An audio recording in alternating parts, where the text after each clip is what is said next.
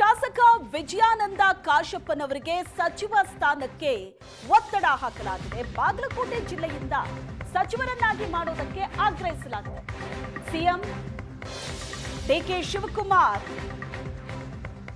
DK ಶಿವಕುಮಾರ್ಗೆ ಪಂಚಪೀಠದ ಮಠಾಧೀಶರು ಮನವಿ ಮಾಡಿದ್ದಾರೆ.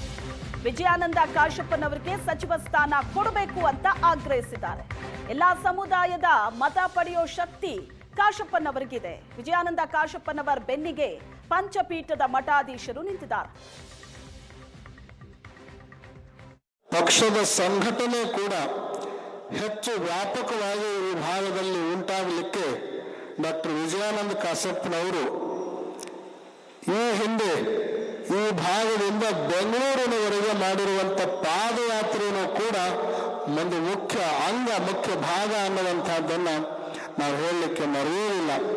ಡಾಕ್ಟರ್ ವಿಜಯಾನಂದ ಕಾಶಪ್ಪನವರಿಗೆ ಬರುವ ದಿನಮಾನಗಳಲ್ಲಿ ಸಚಿವ ಸ್ಥಾನವನ್ನು ಸರ್ಕಾರ ಕಲ್ಪಿಸಿಕೊಡಬೇಕು ಅನ್ನುವಂತಹ ಮಾತನ್ನ ರಂಭಾಪುರ ಜಗದ್ಗುರುಗಳವರ ಜೊತೆಗೆ ನಾವು ಕೂಡ ಧ್ವನಿಗೂಡಿಸ್ತಾ ಆ ದಿನಗಳು ಆದಷ್ಟು ಬೇಗನೆ ಲಭಿಸಲಿ ಹಾಗೆ ಅಂತ ತಿಳ್ಕೊಂಡು ಈ ಸಂದರ್ಭದಲ್ಲಿ ಆಶಿಸ್ತಾ.